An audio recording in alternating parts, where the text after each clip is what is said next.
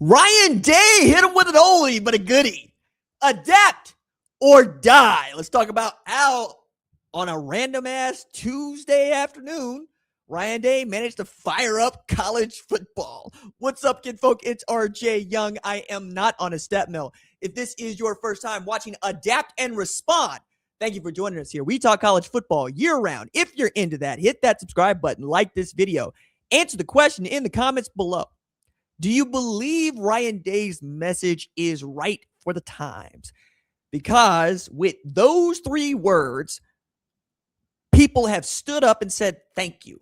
Thank you for saying it out loud. As I've done segment after segment about name, image, and likeness, about the cost of a roster, about the extension of the college football playoff, about the transfer portal and how it is messing up or not messing up. The president thinks he's going to fix college football with a committee. But as a general rule, the United States sucks at getting things done by committee. We can't get anything through Senate or the House at all. That's why we end up with one person, a judge, making lots of decisions. But Ryan Day has picked up on, frankly, the theme of the show, right? The show is called Adapt and Respond. Adapt and die, or adapt or die, is really difficult to sell to advertisers and marketing. But Adapt and Respond is what this show is all about. This show came out of needing to adapt and responding when people tell you they like it or they don't like it or the times are changing. Some of you have heard this story before, but a few years after we got started doing this on a piece of cardio equipment called a step mill, using an iPhone and iMovie, COVID came out. And COVID came out hard and with a vengeance and cracked open the world. And in the cracking open of the world, people needed to learn how to work from home. I think this is somehow being frowned upon now.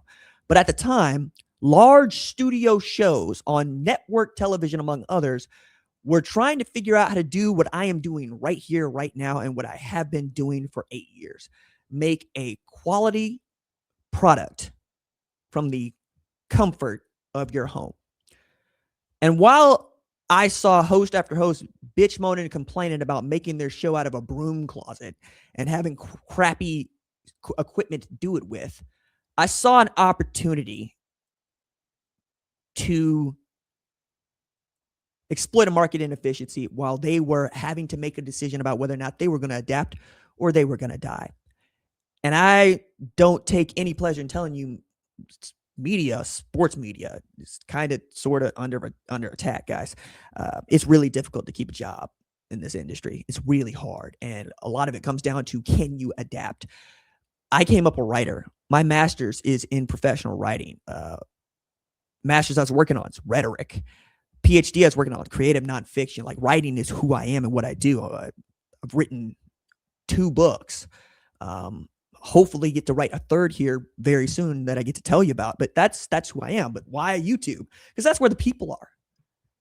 Adapt, right? Use how I know how to write and rhetoric, talk, and see if I can't make something go. This is not a natural thing for me. Like, it's not that I stood up one day and decided I want to be a guy in front of a microphone. No, it is needing to adapt to continue to tell other people's stories in a business that I love. Like, I really enjoy sports. I really love college football. My God. But as we're getting close to this thing, we hear more people complaining about the job. They don't want to do it anymore. Yes, because you made millions of dollars. Now you want to bitch, moan, and complain about how it used to be, which just makes you old, right? Everybody does that when they get old. But generally speaking, the people that adapt rather than die, they don't care about how it was done in the past. They care about how they're going to get it done in the future because they're living right now in the present. And Ryan Day got to this. The quote that he gave is very cool. Man watched a Netflix documentary on dinosaurs and got inspired by it. He said, some dinosaurs figured out to continue to adapt and some died. I guess that's a little extreme, but I think it's kind of the way it is in college football. The people who know how to adapt are going to continue to move on, and the ones who don't, they die. So as frustrating as it all is, as much as we all want to just pull our hair out and throw our hands up and realize this is all extremely crazy, either you adapt or you die.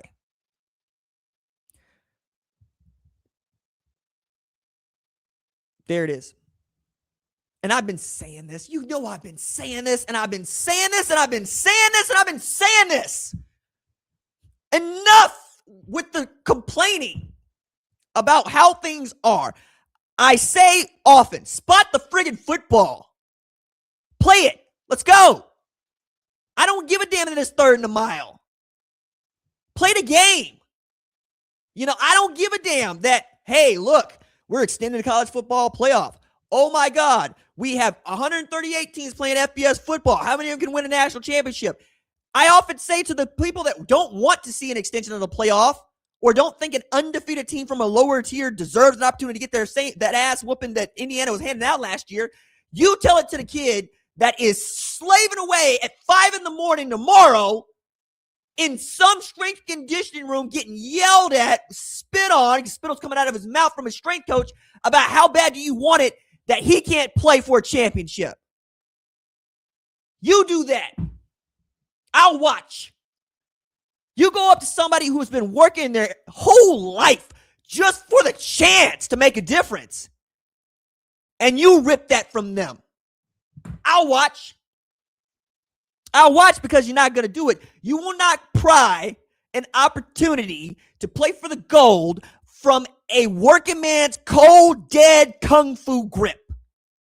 I know because I'm that working man. Guys, the show comes out every day. Every day. College football.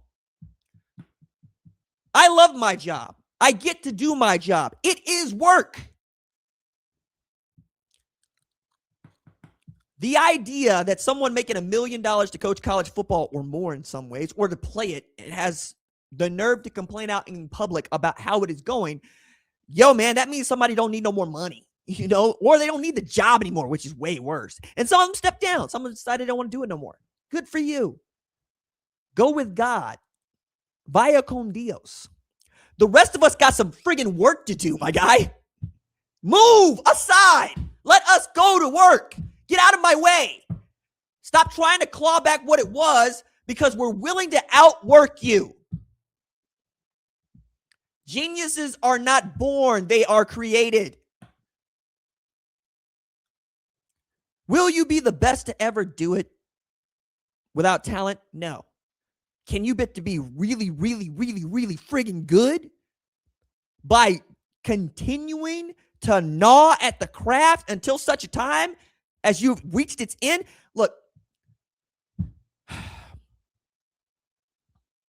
I'll go at this one more way. I'll go at this one more way. And I don't want to talk about the superhumans among us. I don't want to talk about the folks that just get it done because they were born with it. I want to talk about Judith Polgar. It's another Netflix documentary you ought to get on. It's about Judith Polgar. Queen of Chess is what they call her. Judith is the youngest of 3 sisters. She's born in Hungary when it was still very much part of the Soviet Union. And when nobody getting out, nobody wasn't getting in. But their father decided he was going to make chess geniuses, believing what I believe, which is geniuses aren't born with some innate talent. It's not intuitive. They are made. They are created. Taught them the game of chess, taught them to love it. Came up with more than 10,000 chess puzzles for them to solve that they would need to memorize. Had tutors coming to see them every day, 8-9 hours. They were homeschooled and they played chess and they played chess and they played chess. And they were 3 or 4 women on the Hungarian national team that went at the Soviet Union, which ruled chess, and beat them. She, being the youngest, got the benefit of her older sister's experience and their father's mistakes being made there. And she's the one that takes on Garry Kasparov. And she is the greatest female champion of all time. Not because she was born with some innate gift to understand the 6 characters on the board, the 64 squares that are, and all the different permutations that could happen, but because she'd done enough work to know and memorize and see the board that when it came time to be creative at the end, she had something new to offer. That's the genius everybody wants to talk about. What I just described to you is 99% work. 1% aha. Forget the aha. Get back to work. Adapt or die.